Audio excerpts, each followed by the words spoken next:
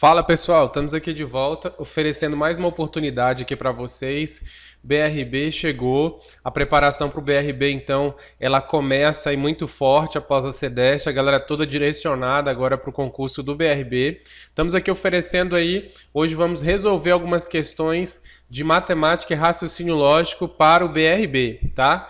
A gente tem que aproveitar esse momento aí, que a gente tem ainda alguns meses antes dessa prova, para já iniciar essa preparação, se você já não iniciou ainda, mas se não, vamos iniciar desde já, porque dá tempo de você conseguir vencer esse edital e ter sucesso nessa prova. A gente está aqui hoje para divulgar o curso de Matemática e Raciocínio Lógico, mas a gente vai iniciar já resolvendo algumas questões aqui para você sentir mais ou menos quais os assuntos que a banca IADES costuma cobrar mais de vocês nas provas, tá bom? Então, assim, a gente selecionou aqui já como a primeira questão, uma questão de 2019, tá? A ideia aqui é resolver questões que a banca vem cobrando, ou seja, as questões que a banca vem cobrando mais nos últimos 3 anos, tá? Uma delas é teoria de conjuntos. Assim, se você pegar aí 2018 e 2019, você vai encontrar a grande maioria das questões vindo aí, sempre tendo as provas, sempre tendo aí teoria de conjuntos. A banca gosta bastante desse assunto e a gente escolheu logo a primeira questão para você sentir mais ou menos como é que essa questão cobra, tá bom? Então, olha só. Em determinada empresa, na qual 50 pessoas com nível superior, né, trabalham 50 pessoas com nível superior, então aqui, ó, 50 pessoas têm nível superior, né, nível superior de escolaridade, 23 delas são formadas em administração. Então a gente tem aqui, ó, 23 em administração. Aí, 17, tá? Então aqui, ó, 17 são formadas em economia. Então aqui, ó, economia, nós temos 17. E 8 tem formação nas duas áreas. Então, ó, 8 nas duas, certo? Aquela questão clássica de conjuntos. Ele vai falar de um conjunto A, de um conjunto B e de alguém que está nos dois. Ou então ele vai pedir quem está nos dois, tá? Aqui ele trouxe quem está nos dois. Então, 8 pessoas aqui são formadas em administração e economia. Quando você tem questões assim, de teoria de conjuntos, quando ele fala assim, tem uma pesquisa com o jornal A, pesquisa com o jornal B, tantas pessoas liam o jornal A, alguma coisa nesse sentido, normalmente é diagrama de Venn, então é teoria de conjuntos. Então a gente recomenda que você faça o diagrama. Dá para fazer sem o diagrama? Lógico, dá para fazer. Mas é legal fazer pelo diagrama para você ter uma percepção mais geral do que está acontecendo. Então aqui nós temos dois conjuntos. Nós temos o conjunto das pessoas então que fazem administração, nós temos o conjunto das pessoas que fazem economia, e aqui no meio vai ser quem faz os dois, tá? Então quem faz os dois cursos, tá? Os dois ou ambos, né? Mais ou menos assim, ó. Os dois ou ambos, tá? E aí você vai abastecendo esse diagrama de acordo com as informações. Então ele falou então que o 8 aqui tem informação nas duas áreas, aí ele falou quantos são os colaboradores dessa empresa formados em outras áreas diferentes dessas duas. Então você tem aqui administração, economia, você tem a galera aqui formada nos dois e ele quer saber outros, tá? Esses outros aqui, eles vão ficar nesse espaço bem aqui, ó, tá? Esse outros aqui, que a gente não sabe, eles vão ocupar esse espaço aqui, certo? Esse espaço aqui, muitos exercícios, ele fala bem assim, tantos participaram da pesquisa, lendo o jornal A, lendo o jornal B, optando pelo site A, site B, e eu quero saber quem não respondeu nada, quem não participou da pesquisa de um total, quem não respondeu nenhuma, participou da pesquisa, mas não quis responder. Normalmente aqui vai ser o campo então do nenhum, ou nesse caso do exercício aqui, o campo de outras áreas que não as contempladas no diagrama, tá? Então é mais ou menos aqui que ele quer saber. Então outras áreas. São funcionários da empresa também. Então a empresa, o universo empresa aqui tem 50 pessoas aqui, total. Então esse retângulo aqui compreende as pessoas da empresa. Das 50, 23 responderam que são formados em administração, 17 em economia e 8 em ambos, tá? Então aqui, ó, eu sempre começo pela parte do meio, a parte da intersecção, tá? Então eu sempre respondo primeiro ali no meio, tá bom? E aí o que eu faço? Esses 23 aqui que falaram que são formados em administração, eles podem também ser formados em economia, porque aqui o enunciado ele só falou assim, ó, 23 delas são formadas em administração, mas aqui não teve o termo somente em administração. Então, quando eu chego e pergunto para você, você é formado em administração? Você responde sim, mas às vezes você pode ser formado em economia. Só que eu te fiz uma pergunta que só direcionava uma resposta, sim ou não. Tá? Então é a mesma coisa desses exercícios. Quando ele trouxer a informação somente, aí é realmente o cara aqui de dentro, ó. Essa parte aqui de dentro é somente, tá? Como aqui não é somente, esses caras que responderam sim à administração, a gente não sabe se é somente administração. Então, esses caras aqui eu coloco normalmente aqui de fora, ó, na beiradinha aqui, ó. 23 aqui, economia são 17 aqui. Por quê? Porque eu tenho que tirar aquelas repetições, eu tenho que tirar aqueles que são formados em administração, mas também são formados em economia. Como é que eu faço isso? Eu vou pegar essa parte do meio. Sempre quando eu souber a parte do ambos, eu vou pegar esse ambos e subtrair da informação que ele deu de cá e de cá. Então, se ele falou aqui que 23 responderam sim à administração, eu pego 23 menos 18. Então, eu vou pegar aqui 23 menos 8, aliás. Vou pegar 23 menos 8 aqui e vou descobrir quantos ocupam essa parte aqui de dentro, somente, ou seja, quantos somente fazem administração. Então, aqui eu vou colocar aqui dentro pra gente, ó. Aqui eu tenho, então, 15. 15 pessoas fazem somente administração. Das 23, eu tiro as 8 que são repetidas, que fazem também economia, que fizeram economia. Sobra 15. Do outro lado eu faço a mesma coisa. Eu vou pegar o 17, que falaram que faz economia, mas ele pode ter feito administração também. Vou tirar os repetidos, ou seja, aqueles que fazem ambos. Então eu vou ter aqui 17, eu vou retirar aqui 8, vai ficar 9.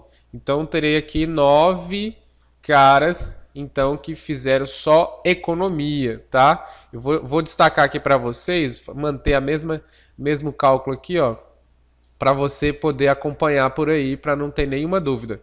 Então aqui, ó, 17 menos 9, menos 8, aliás, que é o do meio, né? Tô retirando sempre aqui o do meio, sempre a intersecção. Então aqui, pessoal, eu já sei que 15 é só administração, 9 só economia e 8 aqui eu tenho ambos, tá? E eu sei que tem uma galera que não respondeu aqui nem administração nem economia, então esse cara pode ter outra formação.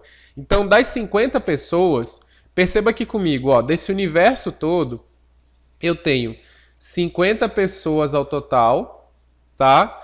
Só que desses 50, esse universo aqui então vai ser formado pela galera de administração, tá? Pela galera de economia, tá? Pela galera que faz ambos, certo? E pela galera que tem outra formação. Então, juntando tudo isso, tem que dar os 50, certo? Então, tem que dar os 50. Bem, se eu sei que tudo isso junto tem que dar os 50, então quer dizer que se eu souber esse total aqui, ó, de ambos, economia e administração, se eu souber esse valor, basta subtrair de 50, que eu vou saber, então, quem tem outra formação. Ou seja, na verdade, eu vou pegar o quê? Eu pego, então, 50 e subtraio com o total desses três aqui. Ou seja, o total aqui de dentro, ó, o total de dentro do diagrama. O 15 mais o 8 mais o 9, tá? 15 mais 8 mais 9 vai dar 32. Então, aqui, ó, eu vou pegar 50 menos 32. 50 menos 32 aqui. Porque 32 vai ser esse total aqui, ó. Esse total dos três, da galera que faz só administração, só economia e ambos. Vou até colocar aqui para você saber que é só. Aqui, só administração, só economia e ambos. Porque quando eu junto esses caras aqui, ó, quando eu junto todos eles, tem que dar os 50. Então, se eu pegar 50, retirar essa parcela aqui, o que sobrar vai ser a galera que tem outra formação. Então, se eu pego aqui 50, tiro 32, vai dar 18.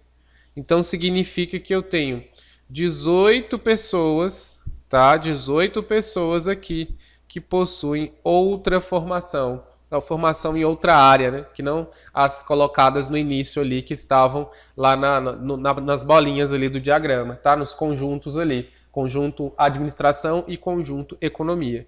Perceba, então, como é que nós fizemos o cálculo? Recapitulando, ele vai dar as informações do conjunto da esquerda, da direita e do meio. Aí você vai colocar primeiro o do meio, que é o ambos, e aí você subtrai das informações que ele te deu da esquerda e da direita, tá?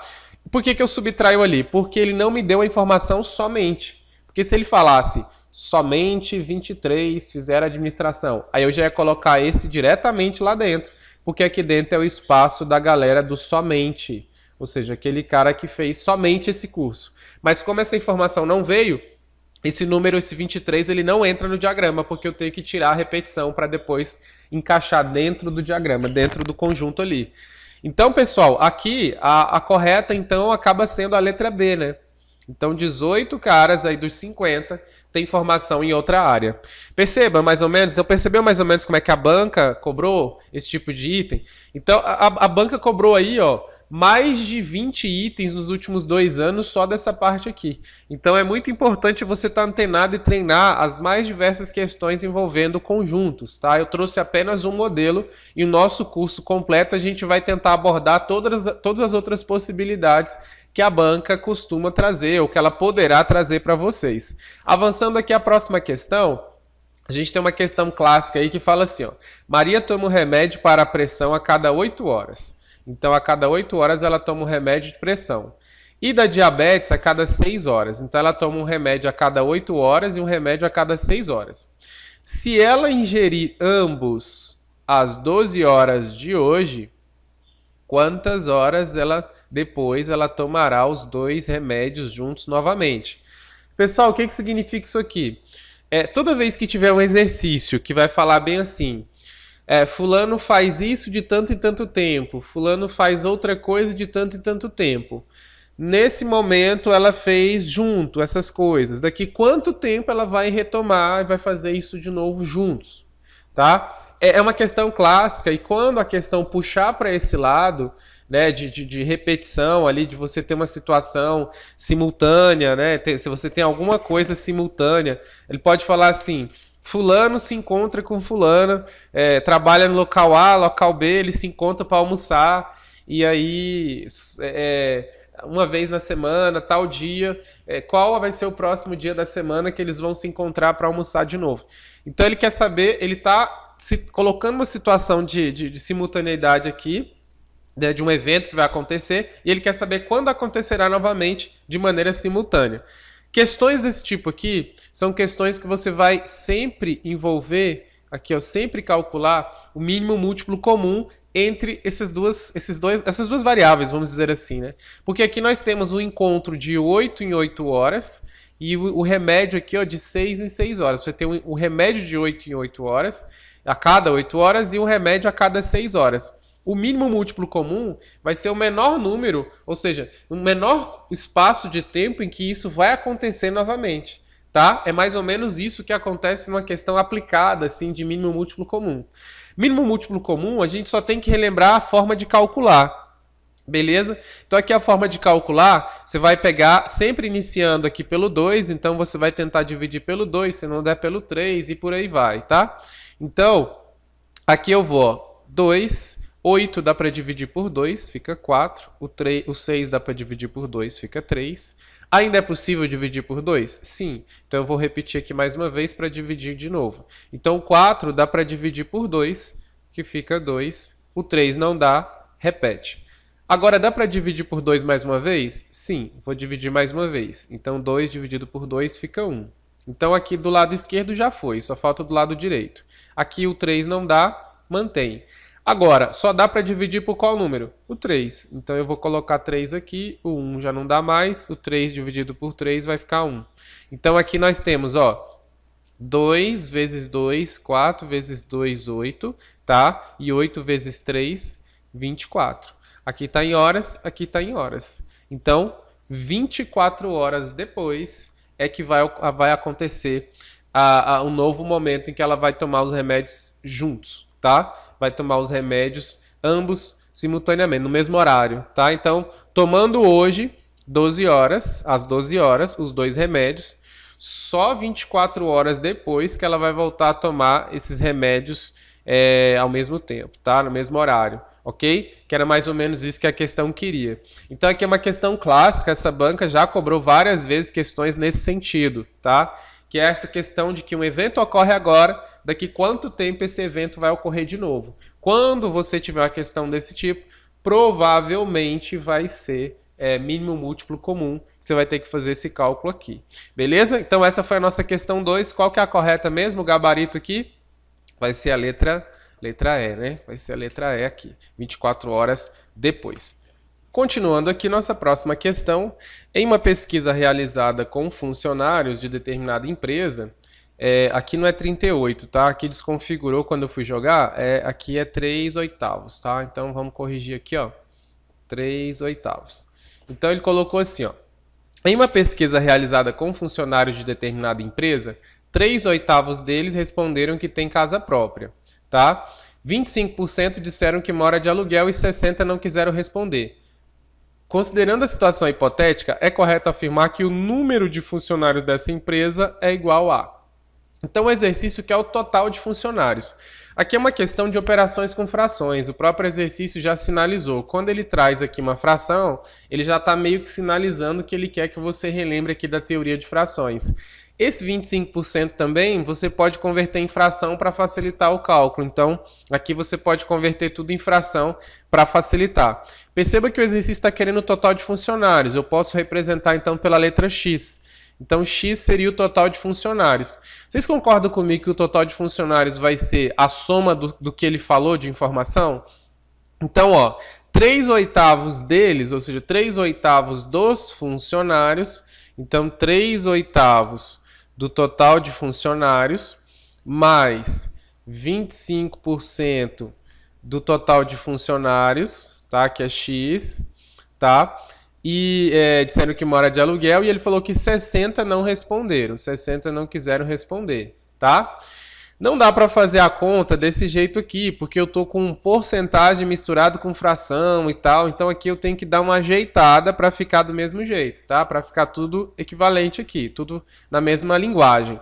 25%, quem não lembra aí, 25%, você pode pensar assim, ó, o que seria isso na forma de fração? Você pega... Eu gosto de brincar com meus alunos. Pega R$1, divide em 4, 25 centavos. Nós vamos pegar aqui, ó. Você tem 25%. Você tem um inteiro, você divide em 4 aqui, ó. Só para a gente relembrar desse detalhe. Quando você divide ao meio, é 50%. Quando você faz metade da metade aqui, ó, é 25 para cada lado. Então você tem 25%, 25 aqui, 25 aqui, 25 aqui. Ou seja, esse 25%, ele é 1/4. Ele é uma parte das 4 partes aqui. Tá? Então, esse 25% ele pode ser transformado em 1/4. Então, eu vou ter aqui, ó, 3/8 do total. Né? Esse 3/8 disse que tem casa própria. Mais 1/4, então, do total. Disse que mora de aluguel. E 60 não quis responder. Mas é funcionário da empresa também. Tá? Então, nesse caso aqui, ó, perceba que eu montei, então, uma equaçãozinha onde X é o total de funcionários, que é o que eu quero descobrir. Então, esse aqui é o total. E aí eu fui acrescentando, ó, esses aqui tem casa, esse aqui é de aluguel e esses aqui não quiseram responder. É justamente o que a questão trouxe para a gente, tá? O que eu vou ter que fazer aqui? Para poder somar essas frações e resolver essa equação toda aqui, eu vou precisar tirar o mínimo múltiplo comum para resolver essa fração aqui. Então, nós fizemos ali agora há pouco, mas vamos relembrar aqui de novo, para poder ficar mais claro para a gente, tá? Eu vou até apagar um pouco, ó. Você já visualizou como é que é aqui em cima? Eu vou apagar essa parte de cima só para poder usar o espaço aqui, tá? Então, olha só. Nós temos aqui 8 e 4. Para poder somar frações, eu só posso somar quando o denominador for igual. Como aqui embaixo está diferente, eu preciso deixar isso igual, tá? Então, aqui vai ficar assim, ó. Aqui embaixo não tem nada, põe 1. Aqui embaixo não tem nada, põe 1. Então, aqui eu vou ter, ó, 8 e 4, tá? O mínimo múltiplo comum é das partes aqui de baixo. Então, 8 e 4. divide por 2, fica 4, aqui fica 2, divide por 2, aqui fica 2, aqui fica 1, divide por 2, aqui fica 1, fica 1. Então, 2 vezes 2, 4, vezes 2, 8. Então, aqui vai dar 8. Esses denominadores aqui vão se transformar em 8. Vou trazer para cá, tá? Vou até mudar de cor aqui para a gente identificar que eu estou passando para uma outra parte ali. Então, aqui vai ficar assim, ó. Mínimo múltiplo comum, eu vou trocar os denominadores, então, aonde tem denominador ali, eu vou trocar tudo por um cara só, então, ó, o denominador novo vai ser 8, então aqui, ó, eu coloquei 8, aqui embaixo dessa galera aqui, ó, eu coloquei 8, tá? E aí, o esquema é, divide pelo de baixo, eu vou pegar 8 dividido pelo denominador que eu tinha, então você divide pelo de baixo, e multiplica pelo de cima. Então, ó, 8 dividido por 1, 8. 8 vezes x, 8x, tá? Aqui, 8 dividido por 8, 1. 1 vezes 3x, 3x, tá? 8 dividido por 4, 2. 2 vezes 1x, 2x. 8 dividido por 1, 8. 8 vezes 60, 6 vezes 8, 48. Então, eu vou ter aqui 48, né, com mais um zero. Beleza, aí fiz o mínimo múltiplo comum, posso jogar fora aqui o denominador, vai ficar 8x igual a 3x mais 2x mais 480. Aqui o que eu posso fazer? É uma equação do primeiro grau, eu vou deixar a letra de um lado, quem não tem letra vai ficar do outro. Então, esse 8 está acompanhado de letra, que é o x, eu vou juntar ele com esse cara e com esse cara aqui, ó. Antes, se eu quiser, inclusive, eu já posso juntar aqui, ó, 3x mais 2x vai dar 5x. Então, 5x positivo vai para o outro lado negativo. Então, ó, 8x menos 5x tá igual a 480, tá certo? Aí aqui vai ficar de que forma, né? Vou ficar, então, com 8x menos 5x vai dar 3x. Então, eu vou ficar com 480 aqui. E aí, para achar o x... Se esse 3 está multiplicando, ele vai passar para baixo dividindo. Então, eu vou ter aqui 480 dividido por 3. 480, quando a gente divide por 3, vai dar 160, tá? 160 aqui, então vai ser a letra C, tá? Então, a letra C é o total de funcionários. Só quero relembrar uma coisa com vocês aqui. Essa parte de tirar o mínimo múltiplo comum, tem muita gente que opta por pegar o mínimo múltiplo comum, o resultado que deu aqui, e multiplicar por todos os termos de cima, e aí fazer a simplificação com os termos que estiverem embaixo. Dá a mesma coisa, tá? Cada um faz da maneira que achar melhor. Eu particularmente prefiro fazer dessa maneira, que é a maneira que a maioria das pessoas aprenderam na escola, então eu prefiro manter, por não ver tanta diferença assim, tanto benefício assim, tá? Aqui, por ser um mínimo múltiplo comum com muitos termos, eu nem ensinei aquele macete de multiplicar cruzado, porque aquilo lá funciona mais com 2 termos. Aqui são 4 termos que nós temos, 4 parcelas, então não teria vantagem aqui em fazer isso. Mas, então tá aqui, pessoal. O segredo dessa questão era você entender essa montagem aqui, ó. Você entender como é que ficaria essa lógica aqui inicial, né, da questão do quantitativo ali, do somatório, de entender que esse todo, que é o total de funcionários, seria a soma dessas parcelas. E aí você tira o mínimo múltiplo comum, faz a operação ali, chega numa equação do primeiro grau. Questões como essa, de operações com frações, é muito comum pela banca IADES, tá? Das mais diversas formas. Então, questões de divisão em partes proporcionais, aquela parte de razão e proporção, sempre está presente nas provas que a IADES aplica, tá bom? Então a gente tem que ficar ligado com esse tipo de questão de operação com frações, tá bom? E razão e proporção, que está vinculado também. Próxima questão aqui, eu estou entrando agora na parte mais de proposições lógicas, na parte da lógica mesmo, tá? Saindo um pouco da parte da matemática, entrando na parte do raciocínio lógico. Aqui eu vou pegar e trabalhar algumas questões da lógica de proposições.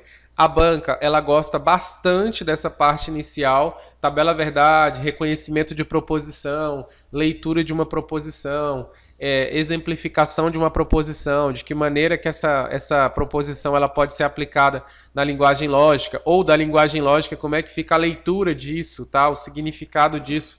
A banca vem cobrando bastante esse tipo de questão. Aqui já é uma de 2019 mesmo, para você perceber. Então aqui a gente tem o seguinte, ó, considere as proposições a seguir.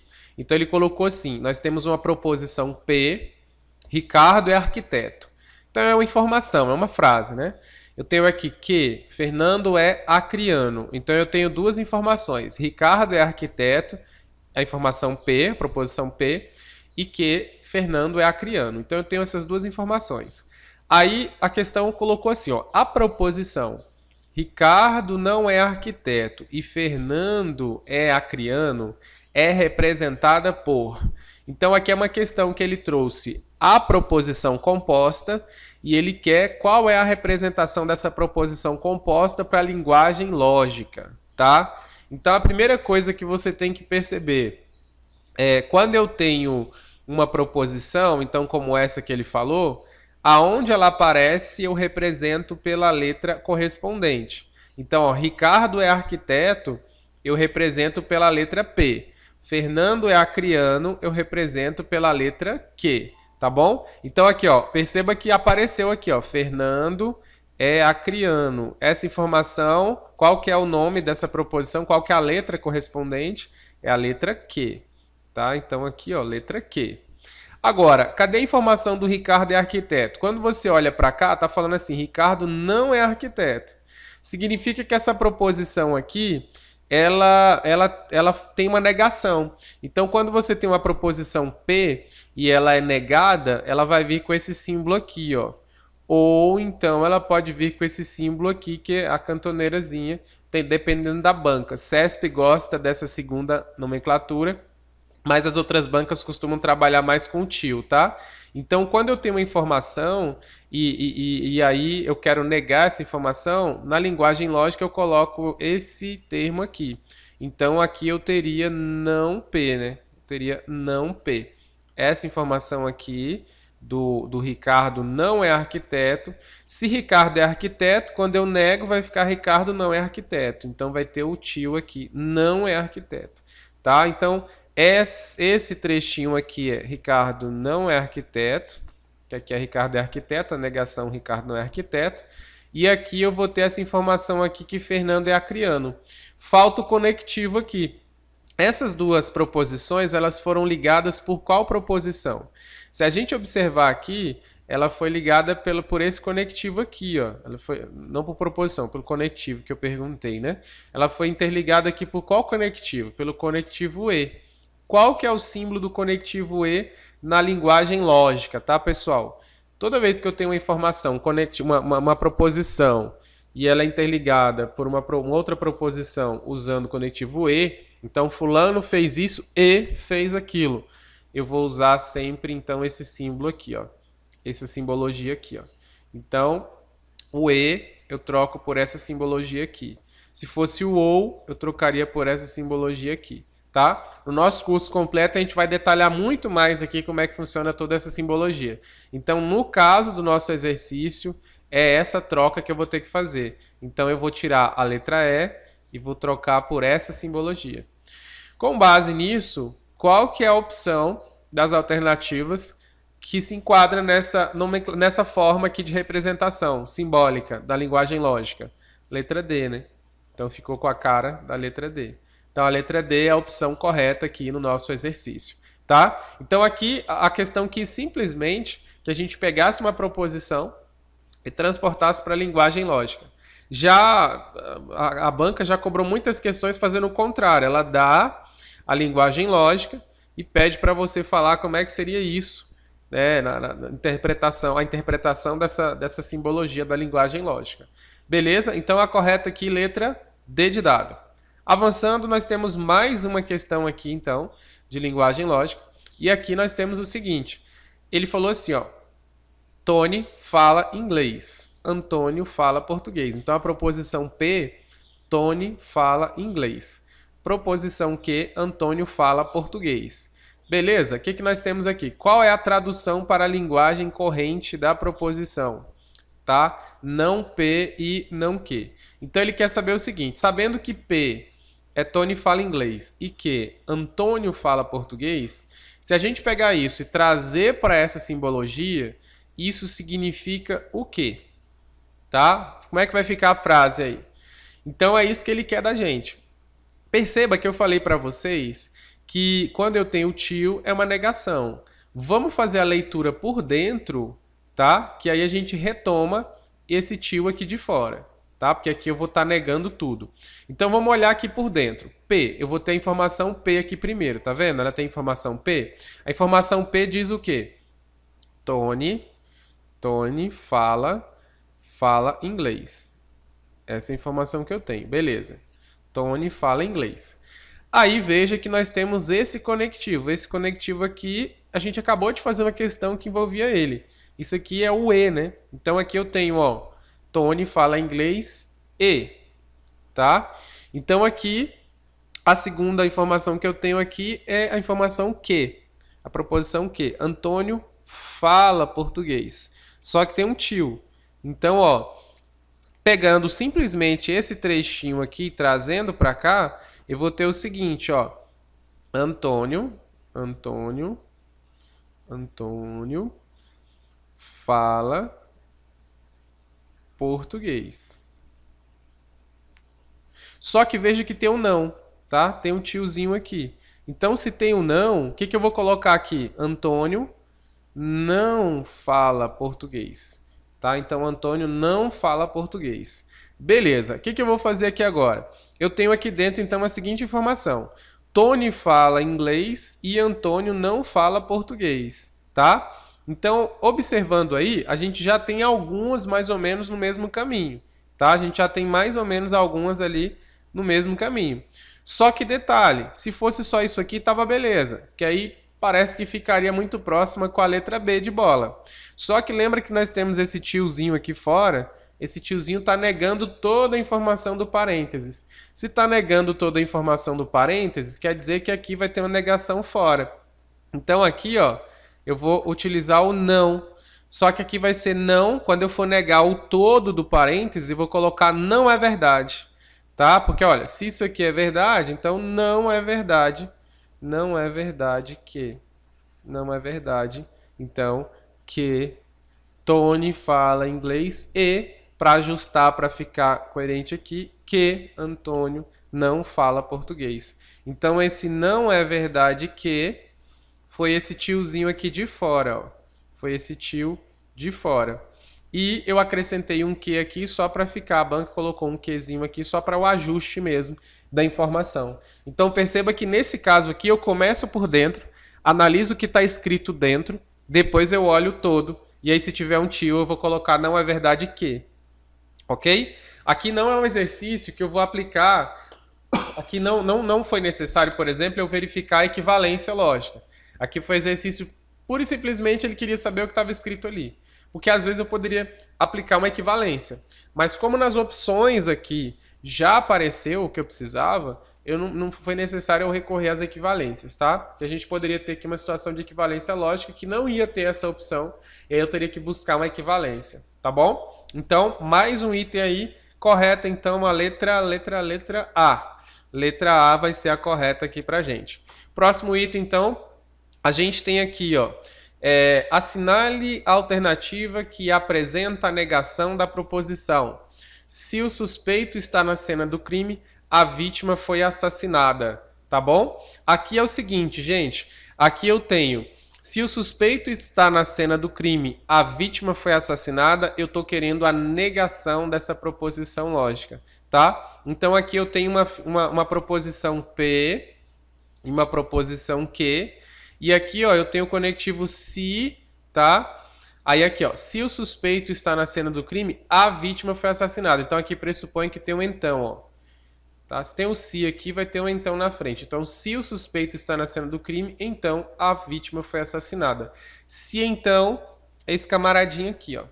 Então, essa proposição, ela é uma proposição composta e ela trouxe duas informações. A proposição P é a parte que fala, então, do suspeito. Então, eu vou ter aqui ó, a proposição P, o suspeito está na cena do crime, é a proposição P. E quando ele fala assim, a vítima foi assassinada, aqui seria a proposição que. Então, se P, então que é a maneira que se lê isso aqui. Aí ele quer a negação disso, ele quer saber como é que fica a negação disso, tá? Mais uma vez aqui, não será necessário recorrer a questão das equivalências, eu vou fazer a negação comum mesmo. A negação mais cobrada em prova do se então, cada conectivo tem uma negação. E aí a negação mais cobrada para o se então é a regrinha do Mané. Qual que é a regrinha do Mané? A regrinha do Mané é o seguinte, se eu tenho uma proposição, né, se P, então que, para negar isso aqui, eu vou colocar assim, ó, P e não que. Significa o seguinte, eu mantenho a primeira informação, adiciono o conectivo E, ou seja, o se então vai embora, eu adiciono o conectivo e nego a segunda informação. Então, mantém, nega, mané, mantém, nega. Essa é a regrinha clássica que a gente tem para resolver uma série de questões das mais diversas bancas. Pode ser SES, pode ser FCC. Essa negação aqui, ela sempre está presente quando o exercício pergunta de negação lógica. Se então é o conectivo um dos mais cobrados que tem. E, normalmente, esse cara é o primeiro pensamento que você tem que ter quando aparecer, então, se então. Aí tem outros equivalências que a gente pode usar aqui, mas esse é o mais cobrado, esse é o que te ajuda pra caramba, tá? Essa negação aqui te ajuda muito. Se eu, então, aplico essa regra de negação aqui, o que significa manter a primeira informação? Manter a primeira informação significa, então, que o suspeito está na cena do crime. Então, aqui, ó, o suspeito, né, está na cena do crime. Tá? Então, na cena do crime. Então, essa informação ela vai ser mantida quando eu nego a proposição toda ali. Aí, em vez de eu ter o se, então, eu vou ter o e. Então, ó, o suspeito está na cena do crime e... Então, tem que ter um ezinho. As alternativas que não tiver o e, então já vai estar errada, tá? Então, tem que ter o ezinho. Aí, o suspeito está na cena do crime e...